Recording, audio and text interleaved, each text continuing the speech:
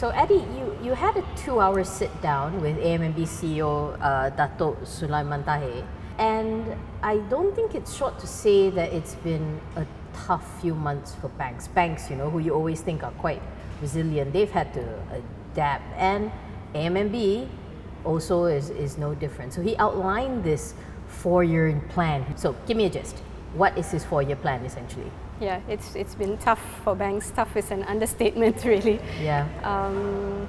So amid all these uncertainties, you've got the COVID crisis still ongoing, and people still don't know how long the pandemic is going to last. And then you've got a low interest rate environment, and it's against this backdrop that he's starting out on a new 4-year strategy. Yeah. They finished their past 4-year strategy called Top 4, and they're starting now with this financial year on a strategy that he calls Focus 8.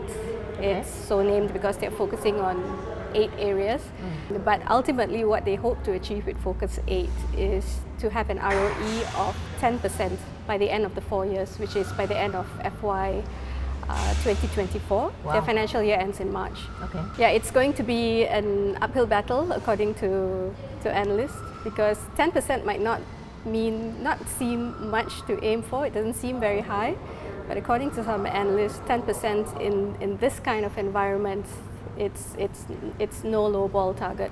But how does he want to achieve this ambitious target then? Did he give you a glimpse of the strategy that they're going to focus on, or at least areas of the industry they're going to focus on? Yeah, well, he didn't really go deep into details, but they're essentially going to focus on the same segments and the same areas as in their previous 4 years, but they hope to be more targeted with it. And there's a lot more focus on digitalization efforts. They may even, they're actually exploring applying for a digital bank license. Okay. Remember, Bank Negara, if all goes well, they're supposed to open that up for application next year. So they're in the midst of talking to partners right now. And if all goes well, they could actually have a digital bank by the end of next year, is what he's saying. When you sat down with him, did you get this impression that he was, because he's now a wartime CEO, that's what they call, right? He's in the trenches, he's in person. He jokingly said what he wants to do is retire, but he can't. But did he give you an impression of somebody who's very focused and he knows what lays ahead for him? Yes, he comes across as very focused, committed, and passionate about the job. It's apparent from the way he speaks even. To be honest, nobody really knows what to expect of this, because come end September is the end of the moratorium, and everyone's keeping a close eye on how NPLs could pan out. So that's something to be worried about. Of course, the moratorium will continue for those who are in dire need of it, but September would be a crucial point to litmus test look at. Yes. Of course, he lived through the 1997 crisis. He was with Commerce Bank, which became CIMB. And he was just starting out. It's like talking about being forged through fire, right? Does he see any differences between then and now? What are the differences he sees that he told you?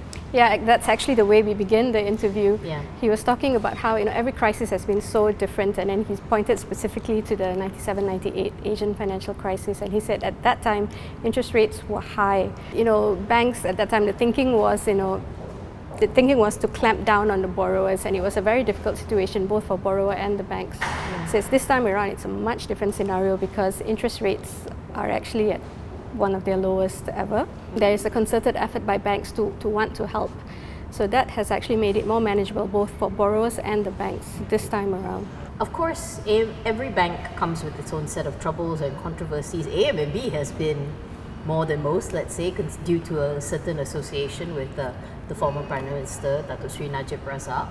I know it's in courts. I know he can't talk much, but when you talk to him about him, what was the overall situation that AMMB is at now? Because I'm sorry, you can try, but you can't separate it.